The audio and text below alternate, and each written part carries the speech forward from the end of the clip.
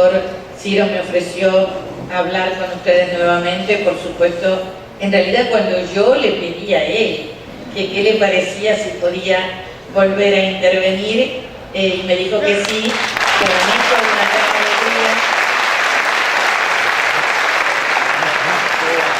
porque me parece que este es un espacio muy rico de intercambio. Una vez que me dijo que sí, yo me puse a pensar cuál de nuestras buenas prácticas les podía contar. Y pensando, decidí hablar de un grupo tremendamente vulnerable, el grupo quizás más vulnerable en nuestras sociedades, que son las personas con problemas de salud mental.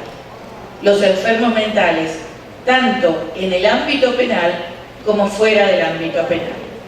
Como ustedes van a ver, en la República Argentina, el Ministerio Público de la Defensa, por la nueva Ley de Salud Mental y ya por la Ley Orgánica del Ministerio Público, que nos obligaba a velar por los derechos humanos en los institutos neuropsiquiátricos, tiene un profundo involucramiento con la temática. Los defensores oficiales estamos luchando hace mucho tiempo con la irregular situación que ocurre en el ámbito penal con las personas que son declaradas inimputables. ¿Qué ocurre? Cuando una persona es condenada por un delito que cometió y esa persona realizó una conducta típica, jurídica y culpable, se le fija una pena, un quantum punitivo determinado, chico o grande, según el delito que cometió, 5 años, 10 años, 20 años, pero hay un límite temporal. Límite temporal que si tiene buen comportamiento va a ser reducido sistemáticamente por una serie de beneficios. Pero si esa persona es un enfermo mental, yo cuento lo que ocurre en mi país y en gran parte de América por lo que sé. Si esa persona es un enfermo mental y se lo declara inimputable porque no pudo comprender la criminalidad del acto ni dirigir sus acciones, entonces, pese a que es un enfermo, se lo va a recluir en un lugar en el cual puede permanecer sin límite temporal alguno.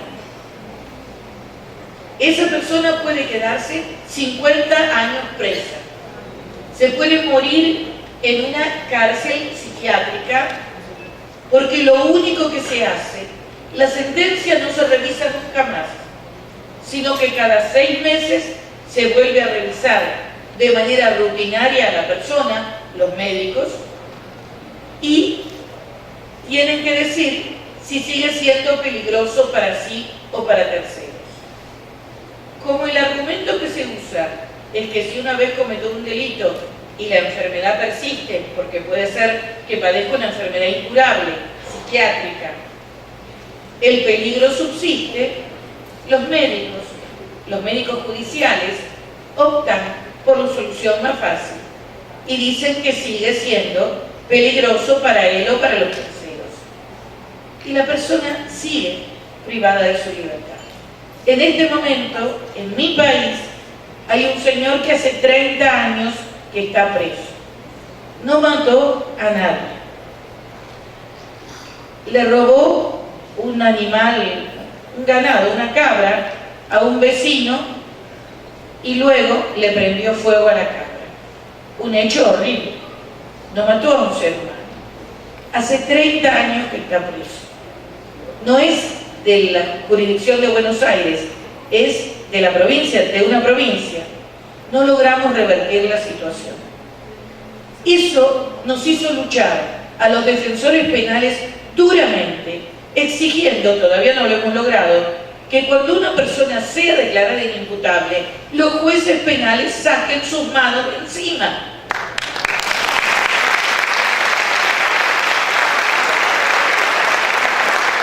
Si el señor es un enfermo y el acto que cometió es, por terrible que fuere, meramente un síntoma, el señor debe pasar al área del derecho civil, a los jueces de familia que se ocupan de los enfermos mentales. No tiene por qué estar en el área de la justicia penal. Yo no digo que lo dejen en libertad, porque quizás sí necesita estar internado, pero en un neuropsiquiátrico con medidas de seguridad, que no es lo mismo que una cárcel neuropsiquiátrica. Con esto venimos batallando incesantemente con un comportamiento de los jueces que deja mucho que desear. Porque los jueces penales a veces se lo mandan al juez civil y el juez civil no lo acepta. Entonces estamos en un limbo que uno se lo manda al otro, llega hasta la Corte y la Corte tiene enorme cantidad de causas paradas, la Corte Suprema, porque tiene que decidir la competencia y no se decide si tienen que intervenir los jueces civiles o los jueces penales. Ni les cuento cuando el problema es interprovincial, porque el señor tenía su vivienda en la provincia y debería entender un juez civil. Esta situación, a su vez, se correspondía con un descontrol bastante notorio en el ámbito del derecho civil. Un abuso casi incontrolable de las internaciones neuropsiquiátricas. Lo más fácil, cuando una persona tiene un padecimiento mental, es ponerle un sello que dice inútil y esconderlo. La sociedad se desentiende, entonces nuestros grandes centros psiquiátricos son centros de alojamiento de enfermos psicosociales, donde muchas veces se los usa como paliativo de una adecuada política social para ayudar a las personas con problemas mentales, para ayudar a las personas muy ancianas. Cuando empezamos a generar comisiones de monitoreo en la República Argentina, el Ministerio Público de la Defensa también comprende los tutores que se ocupan de los niños, niñas y adolescentes y los curadores que son los abogados de las personas con problemas de salud mental. Todo eso también está en la órbita del Ministerio Público de la Defensa. Cuando empezamos a hacer monitoreo de neuropsiquiátricos, nos encontramos con cosas terribles. Por ejemplo, un neuropsiquiátrico ubicado en pleno centro de la ciudad de Buenos Aires, entra la defensora oficial de menores e incapaces a hacer el monitoreo, afortunadamente no iba sola, y se encuentra en una habitación desnuda, hace 4 años de esto, una mujer absolutamente desnuda, acostada sobre sus propios excrementos y atada por cada brazo y por cada pie, con los brazos y las piernas abiertas, atada como Tupac Amaru a 2 ventanas y a 2 puertas como método para controlar su ataque, que efectivamente había tenido un ataque de violencia. La señora hacía muchas horas que estaba en ese estado.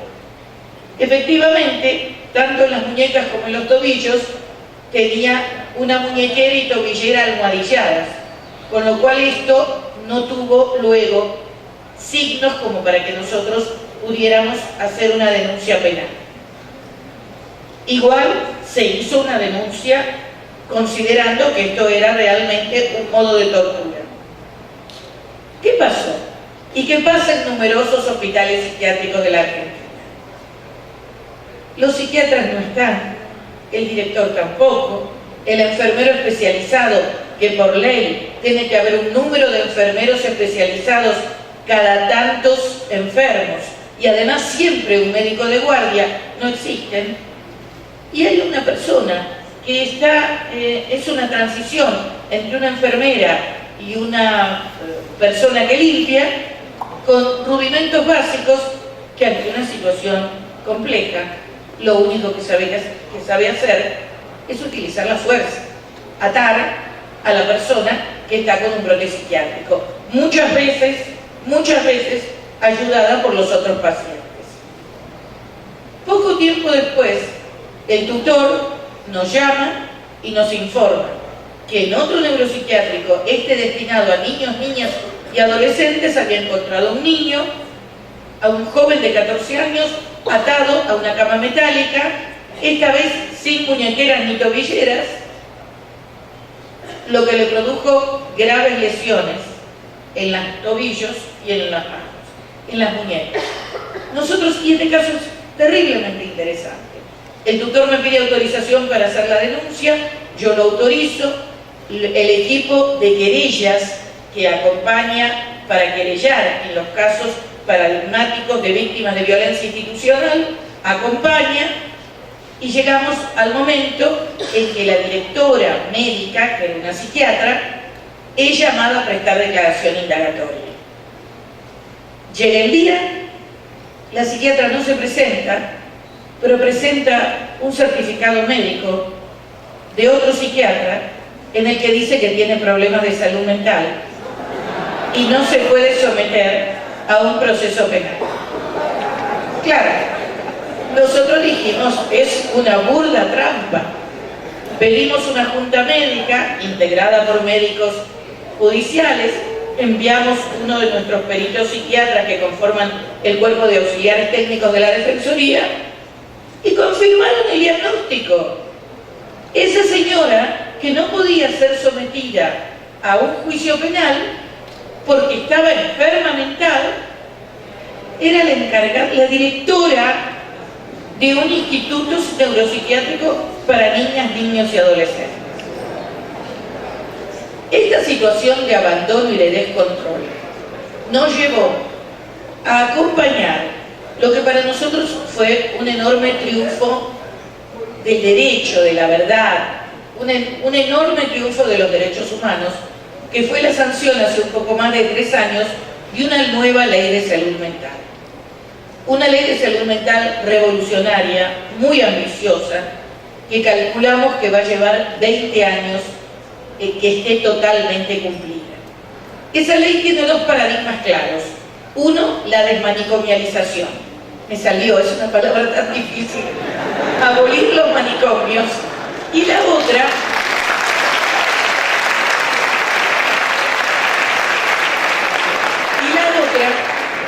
hacer el mismo tránsito que hicimos con los niños.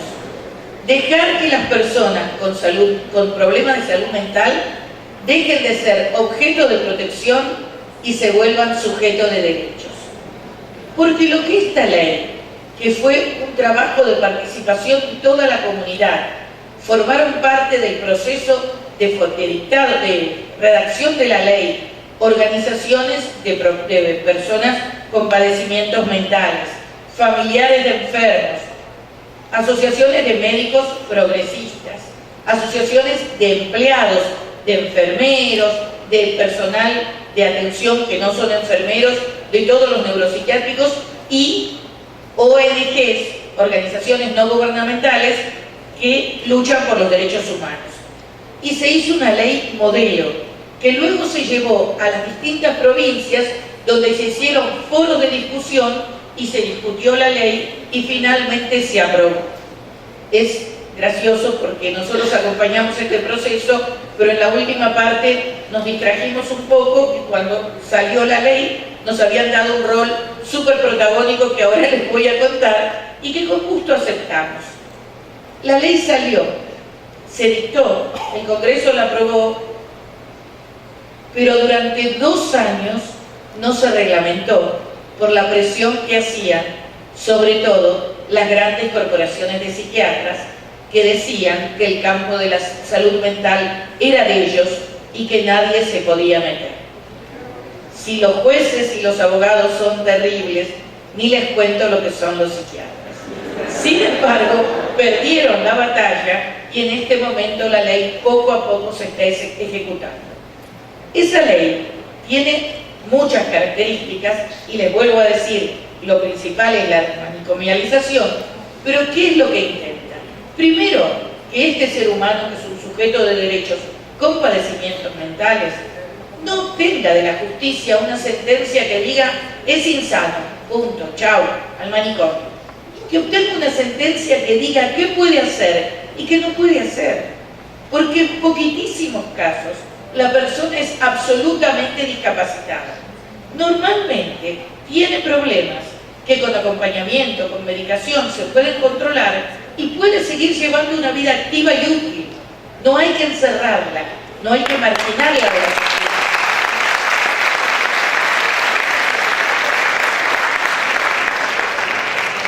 Entonces el primer reclamo de la ley es que las sentencias ya no sean algo incomprensible que diga insano, sino que el juez explique detalladamente qué es lo que esa persona no puede hacer y por qué no puede hacer. Otra cosa que le exige al juez es que escriba en un idioma comprensible. Eso hay que exigírselo a todos los jueces. Si las sentencias no las entiende nadie, muchas veces no las entendemos nosotros mismos. Pero en este caso exige que el idioma sea realmente un idioma llano y simple, que le diga al enfermo mental por qué le restringe ciertos derechos y qué derechos puede ejercer a plenitud. El otro día, el primer juez civil, un muchacho joven, progresista, hay poquitos, pero alguno hay, dictó una primera sentencia en lenguaje comprensible y se la leyó en presencia de los juradores a la persona, una mujer a la que estaba dirigida. Y la señora entendió lo que le estaban diciendo. Este es uno de los enormes logros de la ley. Otro requisito que impone la ley es un equipo de abogados. Nosotros conformamos un equipo de abogados que se llaman abogados del artículo 22 de la ley, que cuando una persona es internada en el plazo de 24 o a lo sumo 48 horas, se presenta en el lugar donde fue internada para ver si esa internación es voluntaria o no. Van acompañados de un equipo interdisciplinario que tiene un psicólogo, un psiquiatra, que en algunos casos basta uno de ellos, y un trabajador social, y estudia a ver si fue mal o bien internado. Porque muchas veces se abusa de la internación, porque se la cobran caras a las obras sociales, o porque muchas familias con mucho dinero quieren sacarse a la persona diferente de encima y pagan altas cifras para tenerla fuera de circulación. En otros casos no es por eso, porque el hospital es un hospital público, pero también hay que monitorear. Este equipo realiza más o menos 6.000 presentaciones por año. 6.000 revisaciones por año. De esas 6.000 revisaciones, el más del 95% era innecesaria que la persona estuviera institucionalizada.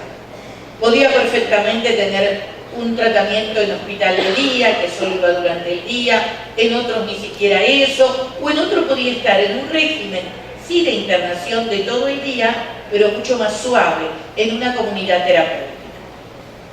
El 95% de las internaciones. En otros casos, se hablaba con el paciente, se le explicaban sus derechos, se le decía que se le dice que tiene derecho a tener un abogado y la persona acepta quedarse internada. Esa internación se convierte en internación voluntaria debidamente asesorada. Esto ha sido realmente una revolución y poco a poco estamos logrando que todas las clínicas acepten la intervención de estos equipos, que básicamente le dicen a la persona que es un sujeto de derechos y que tiene un abogado para acompañarlo en el ejercicio de sus derechos. La ley también ha obligado que las sentencias viejas, que son las que permiten que tengamos personas hace 15, 20, 30 años, ya no en una cárcel, pero sí en un hospital neuropsiquiátrico, sean revisadas. Es obligatorio que se revisen todas las sentencias, pero no una revisación automática, que se vuelvan a dictar con los cánones de la nueva ley. Lentamente, que todas las personas que estén en un lugar de internación se tengan una sentencia que realmente se dirija a él como un ser humano y no como un objeto. Además, la ley ha creado un órgano de revisión que funciona en el ámbito de la Defensoría General de la Nación. Este órgano de revisión tiene un representante del Ministerio de Salud, otro representante de la Secretaría de Derechos Humanos del Ministerio de Justicia y nosotros. Y además representantes de organizaciones no gubernamentales que trabajan en la temática. ¿Qué hace este órgano? Monitorea. Monitorea a los neuropsiquiátricos, haciendo visitas sorpresa, monitorea el trabajo de los jueces, a los que puede denunciar, puede pedir el juicio político, que es el sistema que existe en Argentina para quitarle el trabajo a un juez cuando no hace lo que tiene que hacer, Este órgano, si el juez insiste y no aplica la nueva ley, puede denunciarlo. Es decir, puede hacer monitoreo sobre el trabajo de los jueces, cosa que a los jueces no les resulta para nada agradable, sobre todo porque el monitoreo quedó en el ámbito de la defensa pública, pero bueno, lo tienen que soportar. Y además,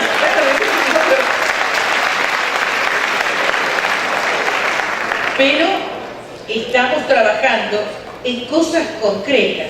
Por ejemplo, hace muy poquito el órgano emitió un dictamen por el cual se sigue la línea de la Organización Mundial de la Salud y queda estrictamente prohibida la aplicación de electroshock.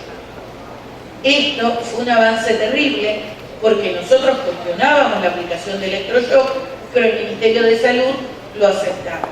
Cuando la Organización Mundial de la Salud ya ha dicho que no existe motivo alguno para que se aplique electroshock, porque no hay ninguna patología que no sea susceptible de ser revertida con estimulación química que hace exactamente lo mismo. Quizás hace 20 años esto no era así, pero hoy sí, por lo cual la utilización del electroshock no tiene justificativo alguno y es considerada una tortura. En este momento el órgano está discutiendo qué pasa con las medidas de sujeción. Ahí estamos discutiendo porque tampoco queremos avanzar nosotros tan rápido que lleguemos a un resultado adverso. Nosotros estamos a favor de ciertas medidas de sujeción, pero con un protocolo. La señora atada que les contaba es inadmisible, pero quizás en cierta situación un chaleco de fuerza por muy poco tiempo puede llegar a ser admisible con un protocolo que diga cuándo, cómo y por cuánto tiempo. Sin embargo, las ONG se oponen terminantemente y exigen que sea absolutamente prohibido toda maniobra, todo método de sujeción física, todo. Y en eso en este momento estamos trabajando.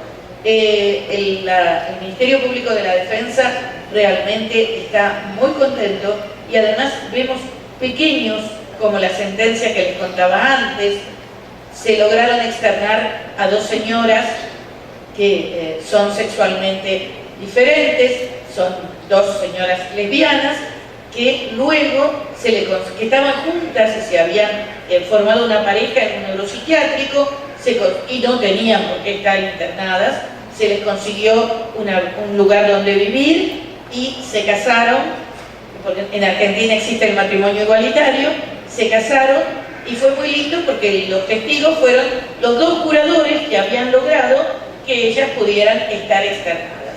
Y cuando uno las ve y habla con ellas, realmente se da cuenta que esas personas, con un mínimo apoyo del Estado, pueden vivir sin necesidad de estar institucionalizadas. Y les digo que las 2 trabajan, o sea, no son una carga para el Estado. Ambas realizan, se les consiguió un trabajo a cada una de ellas y además estaban internadas sin que nunca hubieran manifestado una patología violenta. Una hacía 5 años, la otra hacía 12 años que estaban en un neuropsiquiátrico. O sea, estas son las cosas y ahora el logro en el que estamos trabajando por indicación del órgano de revisión es conseguir que las personas que tienen problemas de salud mental, pero que tienen áreas perfectamente integradas de su personalidad, que tienen una problemática, 2 problemáticas, pero pueden realizar todo el resto de su tarea, puedan votar. La semana que viene tengo una reunión con la Cámara Electoral y vamos a hablar cómo tendría que ser la resolución, o sea, cómo tendría que evaluarse, que hay algunas personas que obviamente no lo van a poder hacer, pero hay otras personas que sí deben, por el mínimo déficit que tienen, que no tienen por qué perder su derecho al voto. Esto, junto al derecho al voto de las personas presas, que lo hemos logrado hace muy poquito, porque en mi país no pueden votar los condenados, pero los procesados tampoco podían votar. Y ahora hemos logrado que puedan votar.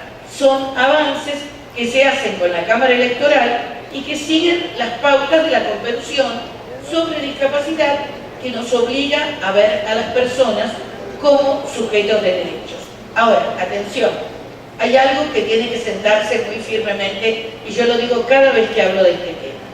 Esto no significa que el Estado los pueda abandonar, que el Estado los pueda desproteger. El Estado tiene que acompañar a las familias, tiene que aumentar el nivel de acompañantes terapéuticos, tiene que hacerse cargo de un problema de salud que es de una parte importante de la comunidad. Estamos en contra de que se los aísle y se los olvide y se los mate en vida internándolos en un neuropsiquiátrico. Pero tampoco creemos que el Estado se niegue a hacerse cargo de una problemática que es una grave problemática de salud. Y por ende, sí creemos que lo que hay que hacer para que esto llegue a un final realmente útil y productivo para toda la comunidad es que el Estado se acerque y busque primero solucionar en comunidad y si se puede en familia este problema. Hay muchos casos, ustedes saben que ahora la gente aumentó la edad, hay cuestiones que tienen que ver con el Alzheimer, con el Parkinson, hay ancianos que podrían estar en la familia si el Estado se hiciera cargo de ayudar a la gente y acompañar. Y sin embargo, solo se ofrece la opción del depósito. Así como no queremos la opción de depósito de seres humanos para las cárceles, tampoco queremos la opción de depósitos de seres humanos ni para las personas enfermas con problemas de salud mental, ni para niños, niñas y adolescentes. Tenemos que cambiar de paradigma y la línea tiene que ser la integración.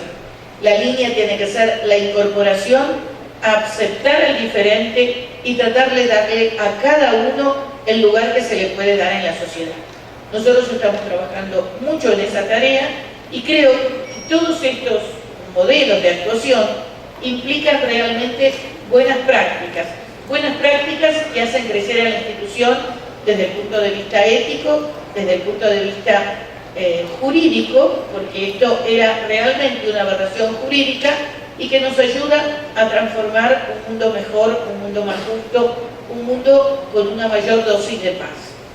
Nosotros creemos que esto es un gran desafío, es mucho trabajo para la defensa pública, lo estamos llevando a cabo, todavía estamos limitados a la ciudad de Buenos Aires, la ley obviamente es para todo el país, pero es muy lento el proceso de expansión a todo el país, pero cada vez que yo leo los informes o veo las noticias de los avances que estamos realizando, realmente me doy cuenta que es un sacrificio y un compromiso que vale la pena.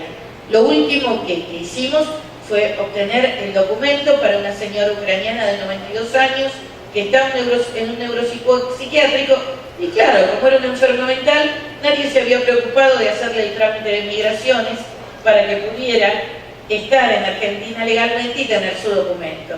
Entonces no era nadie porque no tenía documento.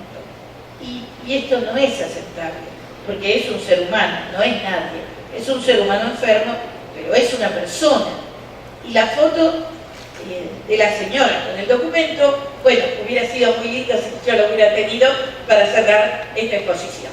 Muchas gracias.